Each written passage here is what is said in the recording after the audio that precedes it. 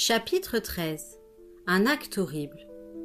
Je savais que Lizzie n'hésiterait pas à tuer les enfants, mais si je protestais, ce serait mes os qu'elle prendrait. Elle n'avait pas besoin de mettre les points sur les i.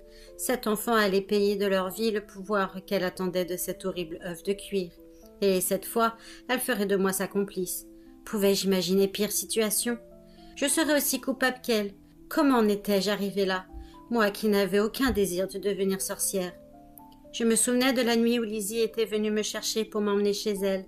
J'étais bouleversée, mais je n'avais pas pleuré. Mon père et ma mère étaient en terre depuis 3 jours, mais je n'avais pas pleuré non plus. J'avais pourtant essayé, même s'ils se chamaillaient comme chien et chat et me flanquaient des taloches à me décrocher la tête, ils avaient eu leur bon moment. J'aurais dû avoir du chagrin, non? Quand on a vu mourir père et mère, on devrait être capable d'écraser au moins une larme. J'avais découvert tout récemment qu'ils n'étaient pas mes vrais parents. Pire encore, ils avaient été assassinés par Lizzie. Elle leur avait lancé un sort qui leur avait fait bouillir le sang dans les veines, si bien qu'ils semblaient avoir été emportés par un accès de fièvre. Elle avait agi ainsi dans le seul but de s'emparer de moi pour m'enseigner l'art de la magie noire. J'avais une tante, Agnès Sowerbuds, qui était bonne pour moi et m'avait recueillie. Mais Lizzie me voulait. La nuit où elle vint me chercher, une forte tempête se leva. Des éclairs fourchus déchiraient le ciel. Les coups de tonnerre ébranlaient les murs du cottage, et les casseroles accrochées dans la cuisine s'entrechoquaient bruyamment. Ce n'était rien comparé au vacarme que produisit Lizzie. Toute la journée, j'avais été sur les nerfs, à guetter son arrivée. Agnès avait vu par scrutation qu'elle ne se présenterait qu'à la nuit, son heure préférée. Elle tambourina enfin contre la porte avec une violence à réveiller un mort. Dès qu'Agnès eut soulevé le loquet, l'osseuse fit irruption dans la pièce, ses cheveux noirs collés par la pluie. L'eau qui dégoulinait de sa cape inondait les dalles de pierre. Agnès fut terrifiée. Néanmoins, elle s'interposa bravement entre Lizzie et moi. Moi, j'avais si peur que mes genoux s'entrechoquaient. « Laisse la petite tranquille !» déclara Agnès avec fermeté. « Cette maison est la sienne, à présent. Je veillerai bien sur elle, ne t'inquiète pas. » Pour toute réponse, Lizzie ricana. On dit qu'il y a entre nous un air de famille, mais je n'aurais su imiter le rictus qui lui tordit le visage cette nuit-là.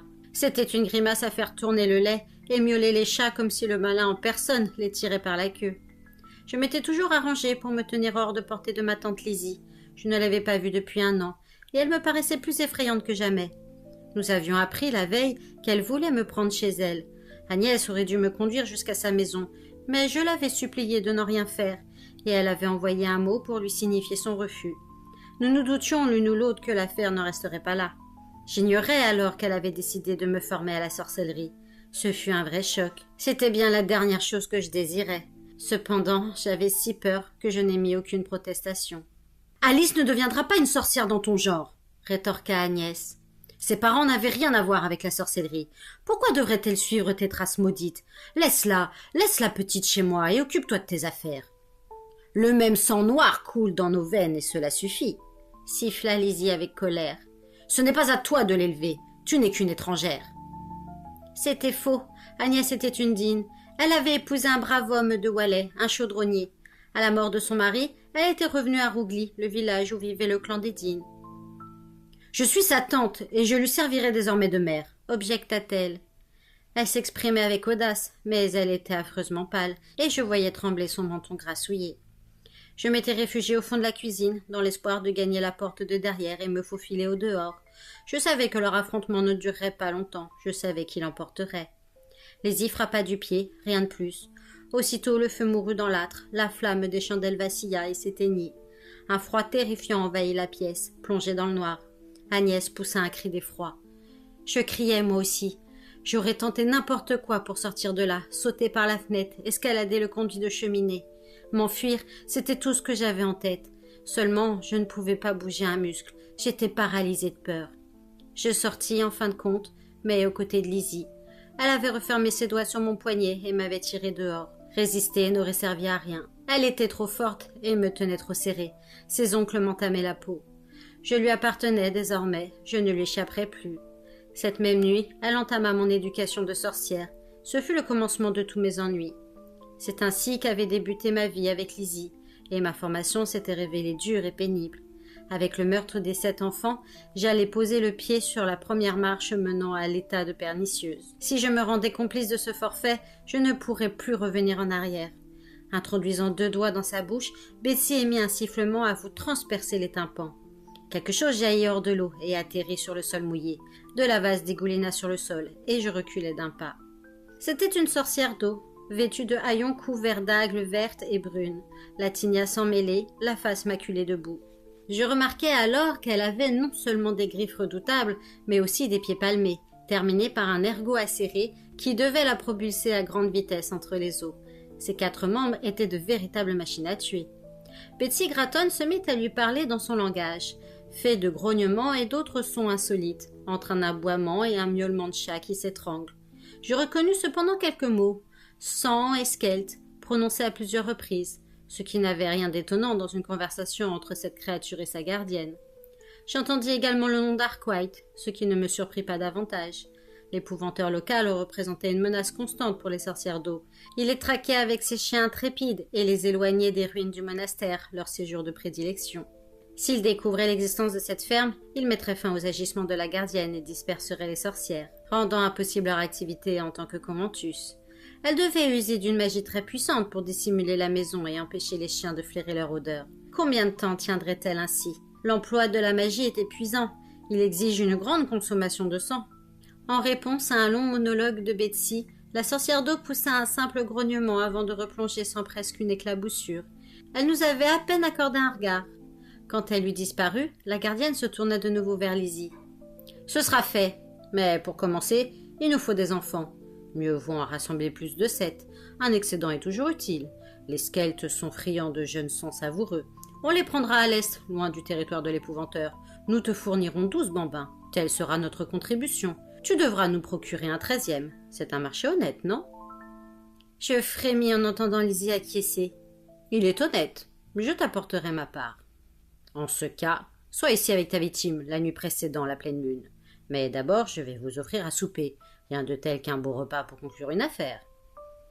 L'idée de manger quoi que ce soit préparé dans sa cuisine répugnante me soulevait le cœur. Malheureusement, je ne voyais pas comment y échapper. Gratton est mon nom, et les Grattons sont ce que j'aime par-dessus tout. Gloussa Betsy comme si cette réflexion était des plus comiques. De retour dans la cuisine, elle nous invita à nous asseoir devant sa table crasseuse sur laquelle elle disposa des assiettes. Elle fit cuire les Grattons, qui étaient fort appétissants. Malheureusement, dès la première bouchée, je fus prise d'une quinte de toux. Ces petits morceaux de lard confit sont toujours salés, mais ceux-ci étaient presque immangeables. Lizzie grignotait du bout des dents, s'efforçant de dissimuler sa répugnance, et je la surpris à cracher sous la table quand Betsy avait le dos tourné. Les sorcières ont une véritable aversion pour le sel, même dans les aliments. Betsy le savait fort bien et s'amusait du malaise de son invité. Elle avait posé un pot de sel sur la table et y plongeait les doigts avant de les lécher avec délice. Au bout d'un moment, Lizzie commenta avec un sourire rusé. « Tu sembles aimer les mets bien salés, Betsy. »« En effet, certains m'appellent même Betsy la saleuse. » Elles rirent et plaisantèrent un moment à ce propos. Puis Betsy retrouva son sérieux. « Les sœurs de vase sont imprévisibles, surtout quand elles sont en manque de sang. Comme je n'ai moi-même aucun pouvoir magique, le sel me permet de les tenir à distance. Ça les décourage. C'est pourquoi j'en consomme de telles quantités. J'en répands aussi sur mes cheveux. Ça marche. » Avec ce repas, le marché fut conclu. Alors, la bouche encore pleine de Grattons trop salés de Betsy, je sortis avec Lizzie dans l'air frais de la nuit. Elle leva la tête vers la lune et les étoiles pâles, puis tourna lentement sur elle-même, balayant du regard la maison, les arbres proches et le paysage environnant. « Je fixe ces lieux dans ma tête, » fit-elle avec un sourire rusé. « Je ne voudrais pas leur fournir un mouflet et ne plus savoir où le retrouver. » Nous n'avions pas fait 50 pas que la vieille ferme, la mare et l'énorme butte de terre avaient disparu, dissimulés de nouveau par magie. Nous parcourûmes une dizaine de miles avant de nous installer, l'aube venue, à l'abri d'un taillis. Nous n'étions pas très loin d'un village, dont les lumières révélaient 2 ou 3 domaines où les fermiers vaquaient déjà à leurs tâches matinales. « J'ai faim !» me lança Lizzie sèchement. « Rapporte-nous quelques lapins. » J'avais faim moi aussi, puisque je n'avais pu avaler plus d'une bouchée des Grattons de Betsy. J'attrapai donc 2 lapins que je dépouillai, vidai et fis rôtir sur le plus petit feu que je pus allumer, pour éviter que la fumée trahisse notre présence. Il n'en restait que des braises quand le soleil se leva à l'horizon. L'estomac plein, nous nous installâmes pour dormir. Lizzie, allongée sur le dos, bouche ouverte, se mit aussitôt à ronfler. Elle marmonnait parfois, et un sourire lui étirait les lèvres. Sans doute rêvait-elle du plan astucieux qu'elle avait conçu pour berner les sorcières d'eau et leurs gardiennes, et du pouvoir que lui apporterait l'œuf de cuir. Moi, malgré tous mes efforts, je ne réussis pas à trouver le sommeil. Je ne cessais de repasser dans ma tête les événements de ces derniers jours. Dès la nuit tombée, Lizzie jetterait son dévolu sur une des maisons du village et y volerait un enfant. Le gamin mourrait, soit qu'il serve au rituel, soit qu'il soit jeté en pâture à un skate, et je serais une meurtrière. Lizzie dormit jusqu'au coucher du soleil. Quand le jour commença à baisser, elle s'assit, s'étira, bâilla et cracha dans les cendres froides. « Eh bien, petite, allons-y !» fit-elle en sautant sur ses pieds. Je la suivis hors des taillis. Progressant à l'abri d'une haie, nous avançâmes vers la ferme la plus proche. Puis Lizzie s'arrêta et renifla 3 fois. « Aucun intérêt. Pas de jeunes os ici. Rien qu'un vieux fermier maigrichon et sa truie puante de femme. Et ils ont de gros chiens de garde. » Au même instant, des aboiements retentirent et Lizzie s'éloigna en hâte. Nous gagnâmes le village par un chemin de traverse. Il faisait tout à fait nuit à présent, la lune n'était pas encore levée, mais de la lumière brillait à l'étage d'une des maisons. Comme elle était un peu à l'écart, c'est vers elle que Lizzie se dirigea. Cette fois, après avoir reniflé, elle émit un caquettement satisfait. Rien qu'une bonne femme avec sa gamine et pas de chien, on ne pouvait pas mieux tomber. Comme elle se dirigeait vers la porte, la lumière s'éteignit derrière la fenêtre. J'aperçus alors la silhouette d'un chat sur les marches. La pauvre bête commit 2 erreurs. D'abord, elle feula, ce qui n'était pas une chose à faire, et quand Lizzie voulut la chasser d'un revers de main, elle lui entailla la peau d'un coup de griffe. Plus rapide qu'un serpent, Lizzie attrapa l'animal à 2 mains et le tordit violemment. Il y eut un craquement sec, tel celui d'une branche qui se brise sous les pieds. Lizzie jeta le petit corps inerte dans une touffe d'ortie. Puis elle se pencha pour cracher sur la serrure, qui cliqueta aussitôt. Lizzie poussa le battant et entra dans la maison. « Attends-moi au bas des escaliers !» me souffla-t-elle, « et ne laisse sortir personne !» J'acquiesçais, le cœur battant la chamade. Je regardais Lizzie grimper lentement vers la chambre et disparaître dans l'obscurité. Je l'entendis ouvrir une porte. L'instant d'après, un hurlement s'éleva, bientôt suivi d'appels désespérés. « Maman, maman, il y a une méchante dame dans ma chambre, elle veut m'emporter, maman !» Comme je comprenais la terreur de la fillette, aux prises avec une sorcière au beau milieu de la nuit, j'aurais voulu courir à son secours, et j'étais impuissante. Une autre porte s'ouvrit, des pas sonnèrent sur le plancher. La mère, alertée, se précipitait vers la chambre de sa fille, mais elle n'avait aucune chance contre une créature comme Lizzie l'osseuse. Un cri horrible retentit, une voix de femme, cette fois, suivie d'un choc sourd. « Qu'est-ce que tu as fait à ma maman ?» brailla la petite. « Maman ? Oh maman !» Lizzie avait tué la mère, sous les yeux de sa fille. Une nausée me souleva l'estomac.